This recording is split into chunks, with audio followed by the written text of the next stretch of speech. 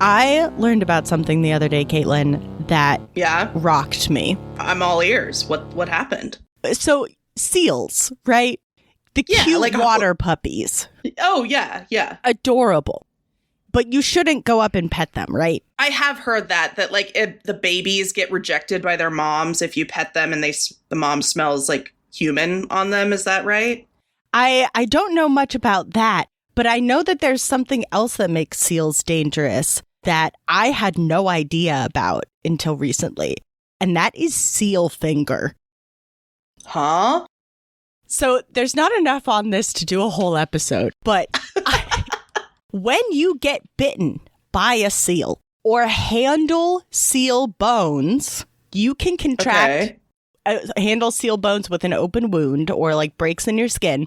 You can contract something called seal finger. What the fuck? Yeah. And also if it like a seal bites you, and it is a like infection that causes your joints and bone marrow to swell and for those joints and those bones to become unusable. Too swollen. Yeah. And this was so common at one point that it was like affected like 10% of Norwegian fishermen at the time. And like so many people would get bit by seals. Jesus Christ. Yeah, and for the longest time, there was no cure for it. You know what the cure for it was?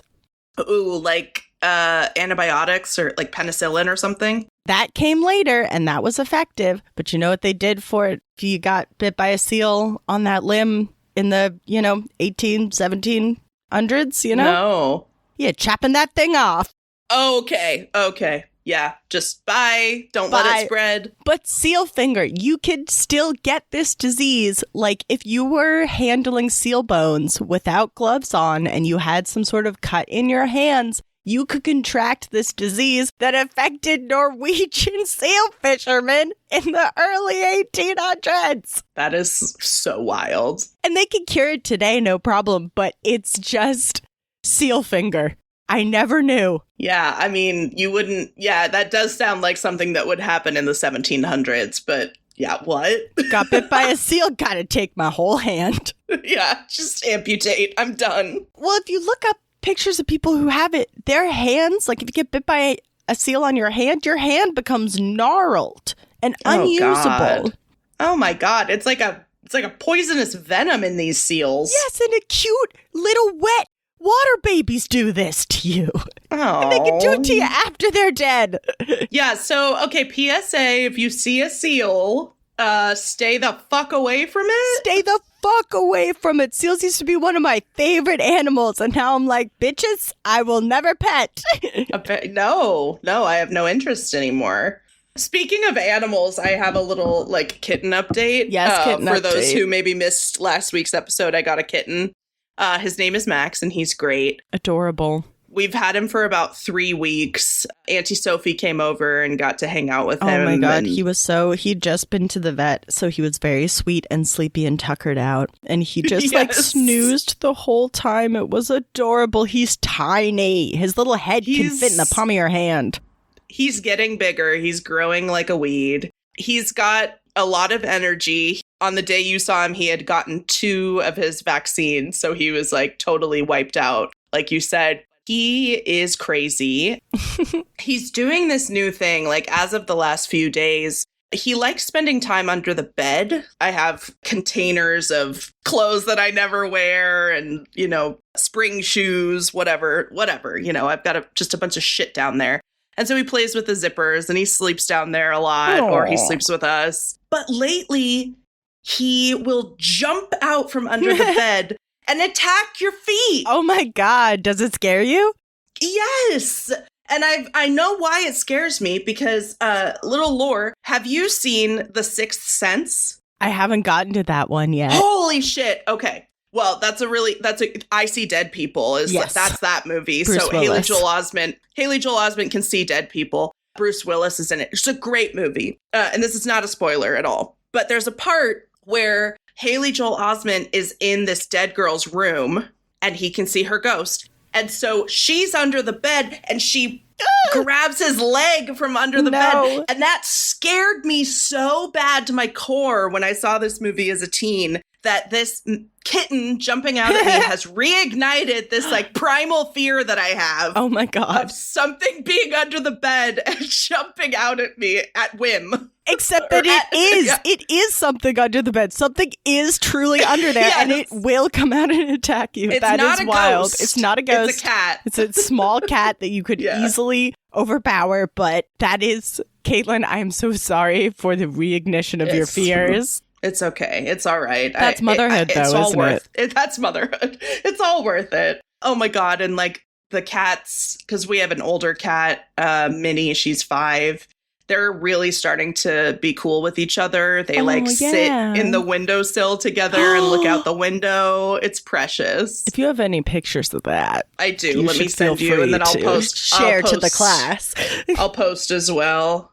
I caught them like this the other day. Basically, like, having a meeting about me is what it felt like. They're like, listen, Mom's a little weird. Oh my God, they're so sweet. He looks like her son. Like, they're both orange colored, and they're great. They're doing great. The sun is lighting up their little pink ears from the back, and they're both looking at Katelyn like, what? No, this is none of your business. Yeah, you've interrupted something important. Yeah, we're having a clandestine cat meeting, and you're not invited.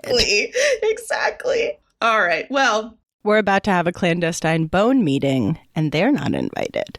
No, they're not. I mean, the door's open. They can come up if they want. But I don't know where the fuck these cats are at. They're working together now, Katelyn. You're so fucked. I know. Both Chris and I are just totally screwed. I even got him a bed that clips on to my desk. And I thought, oh, we're recording today. You know, this will be a perfect time to test the bed out. And he is nowhere in sight. Of course. So, perfect. Perfect.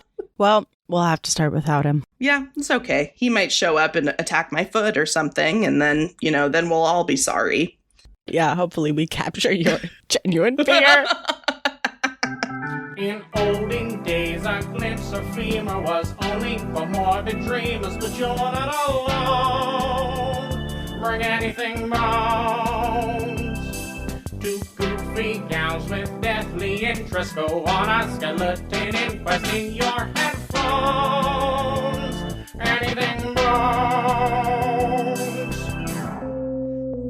Well, all right, let's get into this case today. Hello and welcome. Fuck! To Anything Bones. I'm Sophie, just listening Schwartz. And I'm Katelyn, all kinds of bamboozled heart. And you have already been listening to the podcast where we talk about bones and bone-related topics for 10 minutes now. So there you go. We're finally getting into it. All right. Well, now we can get into it after we butchered that intro. No, that's going to be great. So today I am going to talk about the case of Antoinetta McKoy. This took place in Durham, North Carolina in kind of 2010 to 2013. So I was fresh out of high school when this happened, and you were around that age too. Yep, graduated in 2012. I never heard of this case until recently. There's this podcast called Killer Instinct that I actually listened to for a source for another episode we did. And then I really liked it. So I subscribed and I've been listening to her weekly. And she covered this case and I just could not believe what I was hearing. So I did a little more research and wanted to tell you today. Okay. So I listened to Killer Instinct podcast episode 375. That was kind of the kickoff point for this topic for me. I watched a show from Oxygen called Dying to Belong, season 1, episode 5, and then 2 articles from ABC 7 News. So Antoinetta McKoy was born in Washington, D.C. in 1983 to a deeply religious Pentecostal family. Religion was a huge part of her upbringing. It was really important to her. In high school, she was known as someone who was fairly introverted. Her family said that she felt kind of like an outcast for a lot of her adolescence. She had a weird how things in our intro always come back. She really wanted to be a mother. of a human, not of a human cat. child. And it was something that she held very dearly to her. It's part of her personality and what she was looking forward to in her life was getting married and having babies with someone who was deeply religious, just like she was. Sadly, at some point along the line, she would find out from doctors that she was infertile. Oh. She could not have children of her own. So that really shook her. But back to high school, this is where she met a boy named Peter Moses, who lived in her neighborhood, it sounds like, because he used to walk her home a lot. She wasn't actually allowed to date, but they got as close as they could to dating around their family's, rules. At some point during their time in high school, Peter's family moved away. And so they, quote unquote, broke up. And she was devastated. She did, move on with her life. I think she was in the security field. And so she was had a career in Washington, D.C. and, was graduated high school and was living her life. 10 years after high school, so in about 2000, sometime in early 2010, Peter reaches back out to her on social media, and she'd kind of never really forgotten him. And so immediately she was like, let's do this. And so they started dating again in earnest. So he lived in Durham and she lived in DC, which, the East Coast, a lot of those places aren't that far away from each other. So they would go back and forth. Mostly her going back and forth, because actually he had a very large family that he lived with. There were all these kids and cousins and aunties, and she really loved that he was such a family man and he was living with his family, and he had become, quote unquote, a spiritual mentor for the family. And she grew close with some of the kids in his house, his cousins, including 4-year-old Jadon Higganbothan, which is a name you'll want to remember. Not too long after they reconnected, Peter proposed to her. So she quit her job in DC and moved into his home in Durham. That was fast. It was quick, but remember, they knew each other from before. So it was quick at the time, but they also had this history. So sometimes, that contributes. So it kind of makes sense. But things were pretty hot and heavy. But a few months after she moved into his home in Durham, Antoinetta's family was concerned that they had not heard from her. And she was very good about communicating with them. They were very close. That Oxygen show that I watched, her brother was interviewed and said, he knew something was really wrong when she didn't reach out to their mother on her birthday, because that just is unheard of. Yeah. And so they eventually, and I guess they try to get a hold of Peter and they can't for some reason. And so in February 2011, they actually file a missing persons report on Antoinetta. The police are now involved, and they go to Peter's home and they interview him, and he tells them, that's so weird. She left weeks ago after we broke up, and I haven't heard from her since. And so he says that he thought she went home to DC to be with her family, but then her family hasn't heard from her. So it's well, where is she? That doesn't make any sense. It was bringing up a lot of red flags. That's literally what I was just thinking. I was like, this is not adding up, sir. Are your spidey senses tingling, or is it just because we're talking on this podcast? I mean, we don't normally talk about relationships that go great and end happily. So, that was my first clue. There you go. Yeah. So they do a background check on Peter, and they don't find any red flags in his actual background, but they're still kind of suspicious. A lot of things start happening all at once. It's not super clear on what happens first, but all of these things start happening that make things even more suspicious.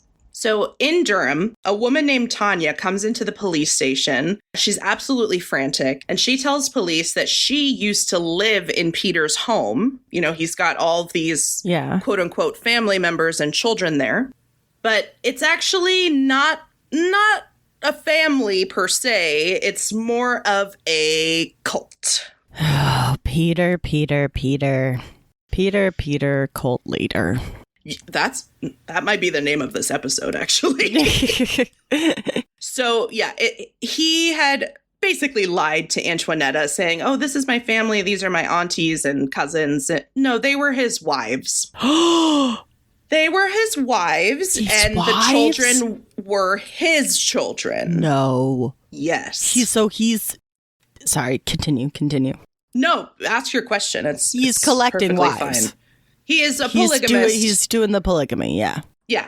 And, we say wives, but polygamy is illegal in most places. So I assume these were like spiritual marriages as opposed to like legal ones. But still, they had to call him my lord. No. They did. They did. So he claims to be a prophet, and the women just do his bidding, as people in a cult often do. They were not held there against their will. They were not there were bad things happening, but the women were complicit in it, as we'll see later on. They had jobs. Like, Antoinetta would go home to her family and come back. Like, he had such a powerful hold over them that he didn't need to like physically keep them there. They would just keep coming back. It's so interesting when like there's so many degrees of like culpability, I guess, with these cult kind of things, because I don't know if you've been following, there's a new documentary on Netflix about the FLDS, the fundamentalist sect of the Church of Latter-day Saints, aka the Mormons. I forget what it's called. I'll insert it here. The series is called Trust Me, the False Prophet, and it is on Netflix. But it's very interesting because many of this guy's, who was the center of the documentary, I haven't been able to watch it myself, but I listened to an interview with one of the wives who had ended up going to prison for like 21 months for like her involvement. But, she was so brainwashed. And when she goes back and watches herself in this documentary, she says she's such a different person. And she, it makes her so sad and horrified to see the things that she participated in. So it's always so interesting to think about these women and what level of responsibility they have in these things, and like how much responsibility can you have when you yourself are a victim. But where does victim and perpetrator, where is that line? When you have very muddy. Yes, like in these systems of control where these women aren't locked in the house. They can come and go, they can do their jobs. But what happens if they don't come back? Right. Yeah.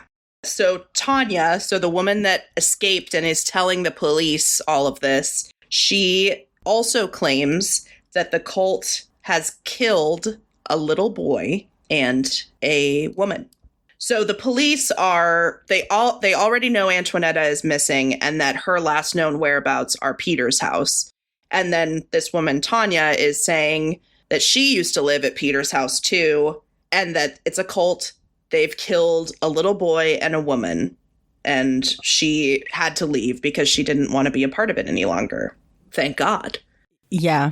So police they've already been to the house, but now they have this knowledge of like what might actually be going on. They come back to the house, and a woman named Vanya Ray Sisk lets them in. She is one of the wives. But she just says, we're just a really close family and we live together to save on expenses. So she's trying to change the narrative, make it seem like they're not all wives and children of the cult leader, which is what it is. Normal here. It's normal. Yeah, we're just trying to pinch pennies here. Like, nothing weird about any of this. Have you seen the economy?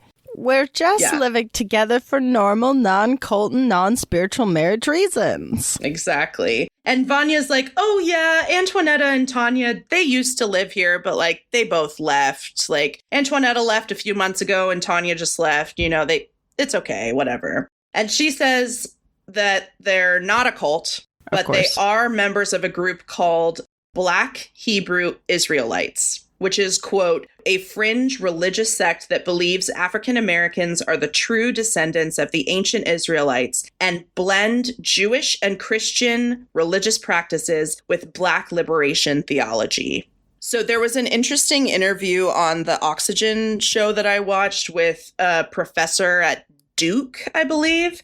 And she said that this religious group, the Black Hebrew Israelites, might be attractive, quote, due to the sense of the centrality of the Black story. It might feel like the first time that you really saw yourself as not only redeemed, but central to God's plan for humanity. I mean, there are Jews of every color. Like, Jews have gotten to, like, there are Japanese Jews, there are Chinese Jews, there are Jews of every, on every part of this planet. So, like, that I have zero problem with. I'm like, yeah, go off. Like, Judaism is for anybody who feels called to it. Yeah, exactly. We just don't need to be culty about it, though. And then, that's where I disagree. I couldn't track down if all Black Hebrew Israelites practice polygamy, if that's like a central part of it, or if it was just Peter, like, twisting this theology to, like, meet what he wanted. Peter, are you doing some rewriting? I don't know. I don't trust Peter. I'm just going to go ahead and say that. Shouldn't. I don't think Peter should speak for this whole religious group. No, and I'm sure they don't want him to speak for them either. So, at this point, police realize, so there are 8 children in this house. Oh, no. But there should be 9 children in this house. Peter. So remember, Tanya said a little boy had been killed. Yes, oh, God. So Vanya, one of the wives that answered the door, she has a son named Jadon from a previous relationship. He is nowhere to be found. And remember, this is, Antoinetta has, like, kind of a special relationship with him. She felt very, like, she wanted to be a mother, but she physically wasn't able to. So she had a strong bond with Jadon, apparently. It doesn't say if it was, like, just him or if, like, she kind of, I assume that she cared for all of these children. That had to have been part of what was keeping her there. She wanted to be a part of a family very badly, like a family of her creation. It sounds like she was very close with her family back home, but that was something that she wanted for her life. She wanted love. She wanted a family of her own. And so this, in a twisted way, Peter warped that and made it seem like this was okay, I guess. I hate that they took advantage of her, all the love that she had that she wanted to give to a child. Yeah. That makes me so upset because, there are so many people who can't be mothers of their own biological children and they are able to adopt or they're able to give that love to a child. And those people end up being some of the best mothers in the world. And, it just breaks my heart that, like, maybe this child was able to connect with this woman who was loving him so genuinely. And then I have a feeling you're going to tell me that ended so horribly for them. Yeah. So Vanya, the child's mother, claims that he is with a babysitter and, he's fine. Don't worry about him. Police are canvassing the neighborhood, asking about all of this suspicious stuff. And they meet a neighbor who claims that she witnessed a woman running out of Peter's house, screaming for help, who tried to get inside their house to, like, get help. And then 2 other women were able to, like, subdue her and bring her back into Peter's house. And they kind of played it off like, oh, she has a mental illness. She's not well. Like, we're taking care of her. Like, don't worry. So the neighbor wasn't suspicious of this because they played it off like she just had a mental condition or something was wrong and they were taking care of it and nobody needed to do anything further. That's so hard. Because it's like, what if that is true and you just call the police on some innocent people? But it's also like, what if it isn't? Yeah. And you were the only lifeline. Yeah. I don't blame the neighbor at all. It's just, it's very sad. I'm sure the neighbor blames themselves plenty for all of this. Yeah. So concurrently, Tanya is telling the police that Peter claims to be the father of every child in that home except for Jadon. He had some weird obsession with homosexuality, and he claimed that Jadon's father was gay and that Jadon, the 4-year-old, was also gay. There's like a story that he like slapped another kid's butt or something, and like Peter really took offense to this. And it's like, this is a child, and Yeah, what? This is a 4-year-old. That's like still pretty much a toddler. Yeah. Yeah. And so on one of Antoinetta's trips to see her family in DC, Peter took 4-year-old Jadon into the garage of their home and played music with the Lord's Prayer being recited in Hebrew so loudly that nobody could hear, apparently. And he shot this poor boy in the back of the head. I mean, there are no words. Like, what? I think, and it's implied in all of my sources, so I don't think this is an original thought, but he is so obsessed with the fact that Jadon is not his biological child that I think it didn't really matter anything else that was going on. He was threatened by this, like... By a 4-year-old. By a 4-year-old. He saw this child as a threat to his legacy or something because he already had 8 children, but was threatened because there's one child that one of his wives has from a previous relationship. And I don't know. I don't know. It's just, it's sick. It's absolutely sick. Yeah, we've tried so many times on this podcast to try to see any sort of logic in these people, but you can't. You can't. No, you can't. So after Jadon was killed, they collectively hid his body in the attic.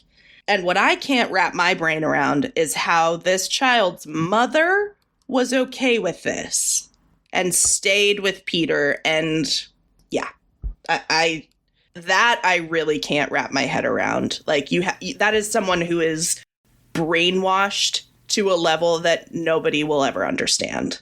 Yeah, I mean, I want to think that is it. And like, how can brainwashing be stronger than the love of your child? But it just is. Yeah. Yeah. There's no way to rationalize this one. Yeah. So Antoinetta comes back from her trip and Jadon's not there. And she, I guess, I don't know. We don't know exactly what happened, but the assumption is that she figured out that they had killed him. And this is likely when that neighbor saw Antoinetta running out of the house trying to escape, and 2 of the other wives brought her back. So police come back with all of this information. They are able to obtain like a full-on search warrant for Peter's house in Durham, and they get there and the family is gone. All of the wives, all of the children, Peter, they left a bunch of their shit and left. Damn. So they search the house. They have a warrant, so they go through things, and they find Antoinetta's journals. She wrote a lot about what was going on in the house. And as we kind of talked about, like, Antoinetta reveals in her journal that Peter drew her in with his family values, his strong moral compass, deeply held religious beliefs. They had this history of being, like, quote unquote, high school sweethearts. She desperately wanted to be a part of a family of her own creation. She couldn't have her own children. And so at some point, he had to have told her that, you know, these women are my wives, these are my children. And she found a way to rationalize all of that and stayed with him. And so they're searching the home. They find these journals. They also find a bullet, in the wall, shell casings, human blood, and evidence of cleaning, that they tried to clean up all of this blood and evidence, but there's still signs of, Antoinetta's blood everywhere. Okay, again, police get a tip totally separate from this case. There is a foul smell coming from the backyard of this home in Durham. And wouldn't you know it, Peter's mother actually used to live there. Wow. She just moved out. Wow, Peter. And the new people that live there are concerned by a foul smell in the backyard, which they thought was something with a sewage pipe. And this is where they find the bodies of Antoinetta McKoy and 4-year-old Jadon Higganbothan in Peter's mother's former backyard. Is Peter's mother back there? She doesn't live there. Oh, I thought you were going to tell me that her corpse was back there too. No. I was going to be like, no. Peter, you dirty fucking dog. No, unfortunately, I think she was in on it too. Peter's mom. We'll get there. Wow. Evil all the way down. To the core, this whole family. So Vanya, one of the 3 wives, her grandmother in Colorado Springs actually calls the police on them because all of the wives, all of the children, and Peter have escaped to her home in Colorado. And they're staying with her. And she's like, fuck this. Yeah. I don't know if good job, Grandma. I don't know if she heard something on the news or got suspicious. I don't know exactly why, but she called the police and everybody was arrested. Except the children, obviously. So there ended up being 7 people charged in connection to the murders of Antoinetta McKoy and Jadon Higganbothan.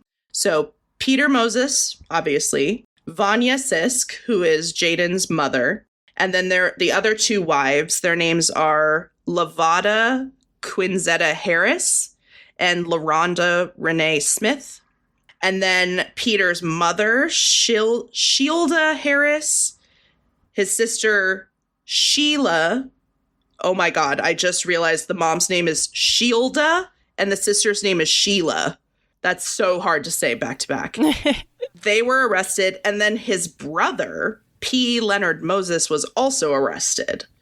Jesus. I don't know what the mom, the sister, and the brother's involvement exactly was. I couldn't really tell from my sources. But eventually, the sister and the mom, their charges are dropped. So this is a death penalty case because, duh. In exchange for taking the death penalty off the table, Peter spills his guts and he tells police that he was the one who bid his 3 wives to beat, strangle, and then shoot Antoinetta at their house. He had the wives do it for him? He did. Wow. He did. He claims that he didn't want Antoinetta going to the police about Jadon's murder. I also think that he found out that she was infertile because in the Killer Instincts podcast, allegedly Antoinetta went to, I think it was Vanya, and said, like, I have this secret. I'm really worried about Peter finding out that I can't bear children. And that was a big part of his whole thing, was having all these wives and having all these children. So it's possible that he found that out, and that was another reason to end her life, in his mind. What a horrible man. Yeah. She had no use to him as an infertile woman, Of course. is what it seems like. Because women are just baby makers for Yep. Peter and his perfect world. Exactly. Tanya, the witness who came forward, was not charged. She said that she did not participate in Antoinetta's murder, and she went to the police very soon after all this happened. And if she had not come forward, who knows what else could have happened? He would have just kept collecting wives. And when they disappointed him or they had a child previously, who knows what else could have happened if she hadn't come forward. Peter pleads guilty to 2 counts of first-degree murder in June 2012. His attorney told the judge that her client was not a cult leader, but was mentally ill, saying his illness made him do something monstrous. Yeah, no shit, bitch. Wow. You're going for mental illness on this one. Okay. A lot of people have mental illnesses. They don't kill 2 people and start a cult. So, yeah. Sorry, no, I'm not buying it. Nope. Invalid. He was sentenced to 2 life sentences in July 2013. Vanya, the wife and the mother of Jadon, was sentenced to 30 years in prison. By the way, they all pled guilty after he snitched on them. She was sentenced to 30 years in prison for second-degree murder, first-degree kidnapping, and conspiracy to commit murder. And then the second wife, Lavada Harris, was given 2 consecutive sentences of 73 to 97 months for 2 counts of accessory to murder after the fact. So Vanya got the worst of it, of the wives. Yeah. LaRonda Smith, she got it pretty bad too. LaRonda Smith got 23 to 29 years in prison. And then this brother, Peter's brother, that I can't really figure out exactly what his connection to this was, He was sentenced to 58 to 79 months in prison. He pled guilty to murder and accessory to murder after the fact. Okay, so he was involved somehow. It's just not super clear from what I read exactly how, but he was charged and convicted. So poor Jadon's father, Jamil Higganbothan, told ABC 11, quote, "As long as I actually can get a fair piece of justice for my son and also Miss McKoy, then I'll be all right. I don't think they should see the light of day if you want me to be truthful with you. I think that everyone that was involved actually needs to spend the rest of their lives behind bars." I agree. Yeah, 100% agree. I can't They even killed imagine. his son. They Yeah, killed I can't his even son. imagine. Yeah. I understand that Peter is likely the only one that like actually did the deed, but everybody knew about it and covered it up, including the child's mother.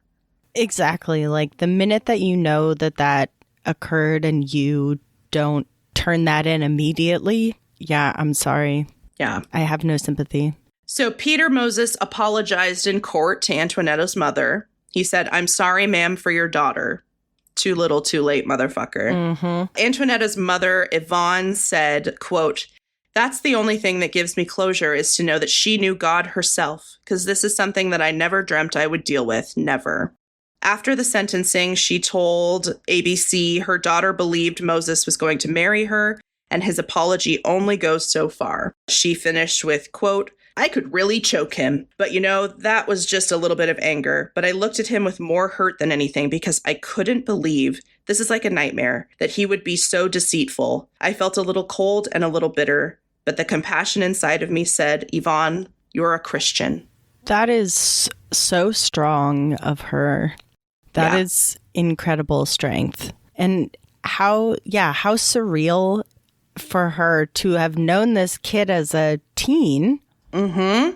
And now all these years later, he is responsible for the death of her daughter. That's horrible. Yeah.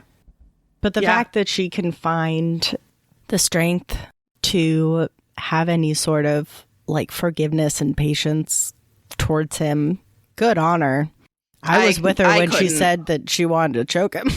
Yeah, no, I'm with that. Yeah. I guess there was one part in one of the ABC articles that said that the mental illness that the defense claimed that he had was bipolar disorder.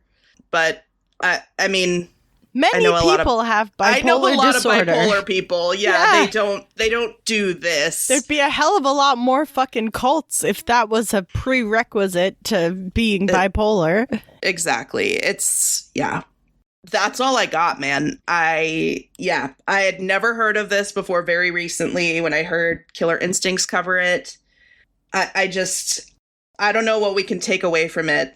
It just, at the moment, I'm just like, it's just hard to even comprehend the level of depravity from this guy, Peter. Well, it always fascinates me to think about what people are doing, behind closed doors. And like you can walk down the street and see 10 houses and, maybe one of them's got something interesting going on inside. And, interesting is a light and fluffy word compared to what we've been talking about. But that this man was leading this cult in this house with all these women and these children. And he managed to do it for so long, flying under the radar and recruiting these women and brainwashing them so thoroughly that he was able to kill one of their children. Mm-hmm.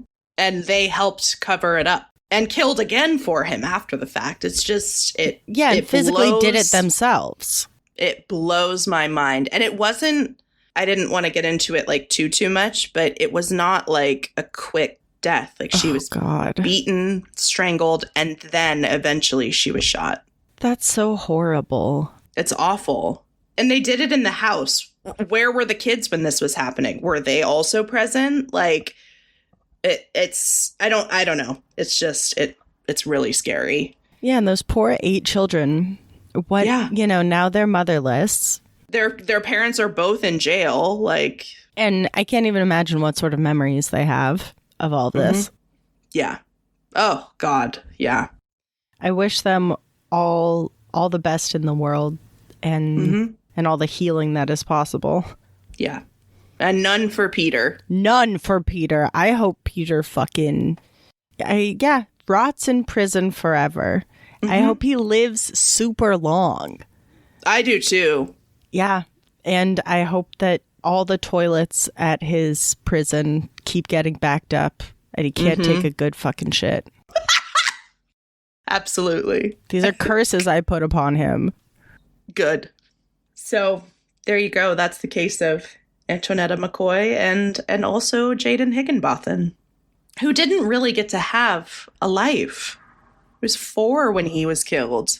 It's just awful. You're just starting out. You're just beginning to, have a personality, have fun, You're about to go to kindergarten and meet new kids for the first time and start learning and experiencing the world. Well, thank you for holding our hands through this one, Katelyn. Yeah, I felt compelled to share it because I've just... We don't cover cults too terribly often. No. Yeah, I mean, they just... It's fascinating in a very sad way.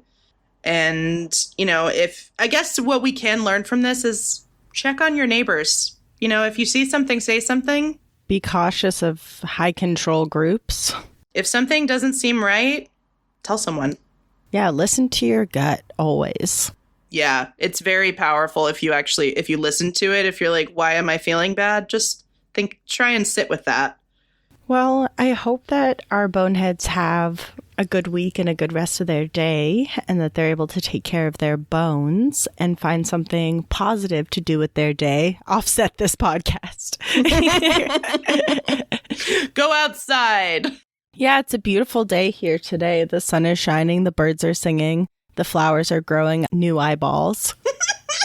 Well, boneheads, we love you. And as always, Bon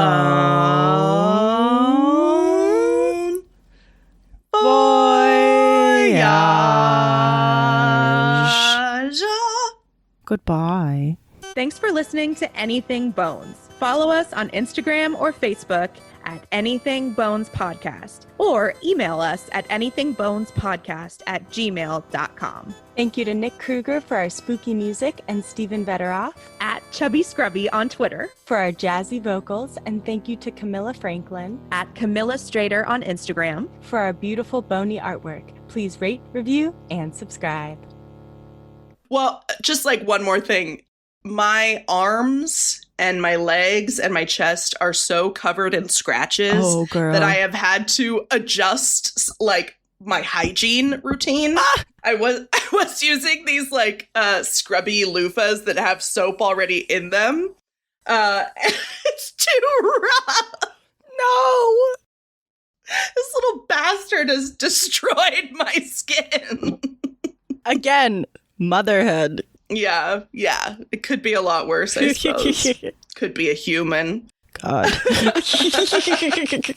That's going at the end of the app. Yeah. That whole last part about your skin.